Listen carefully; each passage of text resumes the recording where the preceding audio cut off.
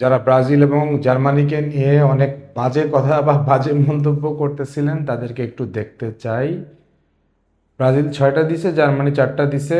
প্রতিপক্ষ নিয়ে অনেক কথা বলবেন, প্রতিপক্ষ নিয়ে কথা বলার কোনো সুযোগ নাই। সুযোগ নাই এই কারণে, তারা যেসব র্যাঙ্কিং আলা প্রতিপক্ষের সাথে খেলছে তারা খুব সহজেই যে কোনো বড় দলকে যে কোনো সময় হারাইতে পারে, হারায়। সো প্রতিপক্ষ নিয়ে ওই কথা বলেন না। হ্যাঁ, আর্জেন্টিনা, ফ্রান্স, স্পেন এদেরও এরকম প্রতিপক্ষের সাথেই সামনে ম্যাচ খেলা আছে, খুব সহজ ম্যাচ।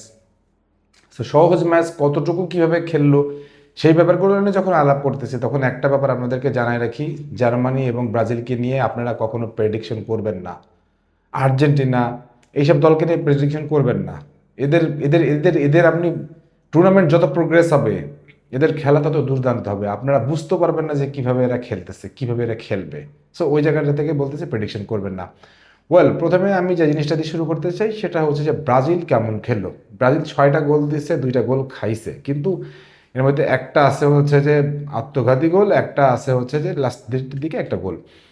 কিন্তু ব্রাজিলের টোটাল খেলাটা দেখে আমার কাছে মনে হয়েছে যে তাদের in the box scoring capacity যে পরিমাণ বিল্ড আপ হয়েছে, যে পরিমাণ বিল্ড আপ হয়েছে, বিশেষ করে হচ্ছে ব্রেন্টফোর্ডের রায়ান, ইগর থিয়াগাও, তারপরে হচ্ছে দানিলো, এরা যেসব গোল করছে।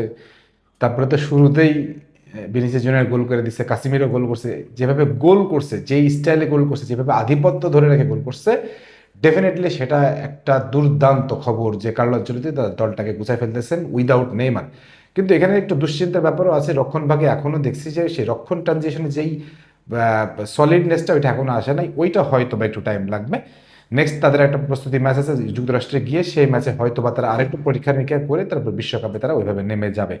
কিন্তু নেইমারকে যখন আমি দেখছি যে ডাগ আউটের আশেপাশে ঘোরাফেরা করতে, তখন আমার কাছে মনে হয়েছে যে এই দলটা অন্তত পক্ষে শুধুমাত্র নেইমারের অভাবটাই বোধ করতেছিলাম, আর কোনো কোনো অভাব নাই, দলটা গোছায় গেছে।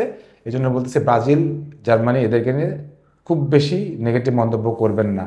এরা আপনি যখনই নেগেটিভ মন্তব্য করবেন তখন এরা আপনাকে ভরবে, এবং এমনভাবে ভরবে আপনি চিন্তা করতে পারবেন না।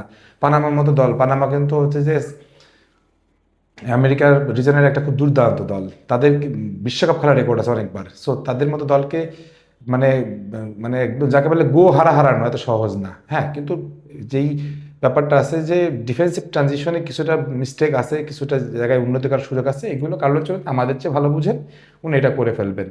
ওয়েল, এবার যদি আমি জার্মানি ম্যাচের দিকে যাই, জার্মানি ম্যাচে দেখে আমার কাছে যেটা মনে হয়েছে যে লেনার্ড কার্ল, স্টিলার, এরা কেন এদেরকে বলা হয় টনি ক্রুসের উত্তরসূরি সেটা কালকে প্রমাণ করে দিচ্ছেন। দানিস উনদাব মানে মিরোস্লাভ ক্লোসার কিছুটা হলেও ছায়া। প্রথম গোলটা হেডারে ছিল, দ্বিতীয়টা খুবই সুন্দর প্লেসিং ছিল। জামাল মুসিয়ালা ডিবক্সের বাইরে থেকে দুর্দান্ত ফ্রি কিক করছে, তারপর হচ্ছে যে ফ্লোরেন ভিজ করছে।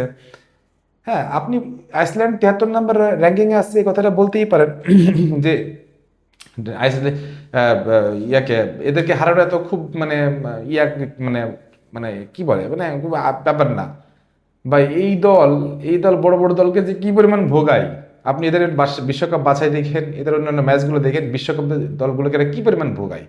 সো এই এই দলের খেলাটা আপনার কেমন লাগছে সেটা আপনার ব্যাপার। আমি এই খেলাটা দেখে আমি সত্যি সত্যি বলতেছি 2014 জার্মানির কিছুটা ছায়া পাচ্ছি। আমি বলবেন আপনি এখন যে আপনি এক ম্যাচ দেখেই বলে দিচ্ছেন ভাই এদের নেক্সট ম্যাচ যুক্তরাষ্ট্রের সাথেই খেলবে, আমি আপনাকে বলতেছি দেখেন খেলাগুলো এরা অনেক পরিশীলিত করতেছে। কাফ ইঞ্জুরির কারণে হচ্ছে ম্যানুয়েল নয়ার খেলতে পারে নাই, অনিভাল বামান শুরু করছিল। তারপর হচ্ছে জামাল মুসিয়ালা ইঞ্জুরি থেকে বের হয়ে এসে অনেকদিন পর গোল করতেছে, রাইট। কাই হাভার্টজ স্কোয়াডে ছিল না, কারণ তার হচ্ছে ইউসিএল ম্যাচ খেলে এসে স্কোয়াডের সুযোগ পায় নাই। স্কোয়াডের সুযোগ পায় নাই ভালো হয়েছে, কারণ ডেনিস উনদাব মানে কাই হাভার্টসের জায়গাটা পূরণ করে দিছে। সো সব কিছু মিলে এই টিমটা আমার কাছে মনে হচ্ছে যে এতটা আন্ডারডগ হয়ে যাচ্ছে, এবং নাগলসম্যান তো বলে ফেলছে যে আপনারা ফেভারিট না। এই আন্ডারডগের তকমাটা নিয়ে যায় যদি ধরতে পারে, করতে পারে, আমি আপনাকে বলতেছি, পুরো বিশ্বকে বলতেছি জার্মানিকে ভয় পান, জার্মানিকে ভয় পান। জার্মানি কালকের খেলা দেখে আমার কাছে আমার মন ভরে গেছে। আমার কাছে মনে হয়েছে এই জার্মানিকে রুখার মতন সামনে খুব একটা টিম আপনি পাবেন না, কারণ এরা যখন ছন্দে চলে আসে, এদের ছন্দ এতটাই ডেঞ্জারাস যে আপনাকে জাস্ট ডিস্ট্রয় করে ছেড়ে দিবে। ব্রাজিল এবং জার্মানির এই খেলাটা দেখে আমার কাছে মনে হলো সেই সব নিন্দুকেরা, সেই সব সমালোচকরা দয়া করে একটু চুপ থাকেন, এদেরকে একটু খেলতে দেন, এদেরকে নিজের জায়গায় পৌঁছাতে দেন। তারপর দেখবেন ফ্রান্স ফেভারিট নাকি স্পেন ফেভারিট নাকি নাকি আর্জেন্টিনা ফেভারিট নাকি ইংল্যান্ড ফেভারিট, এদেরকে একটু ঠিক মতো খেলতে দেন, গুছাইতে দেন, আর কয়েকটা ম্যাচ একটু গুছাই দেন, কয়েকটা দিন একটু গুছাইতে দেন। তারপর দেখবেন বিশ্বকাপের আসল চেহারা এরা কিভাবে বাইর করে। আমি আপনাদের বলতেছি একটু মিলাই নেন। যাই হোক, কালকে এই দুইটা ম্যাচ কে কেমন দেখছেন সেটা অবশ্যই একটু কমেন্ট সেকশনে জানাবেন। সবাই ভালো থাকেন, সুস্থ থাকেন, আল্লাহ হাফেজ।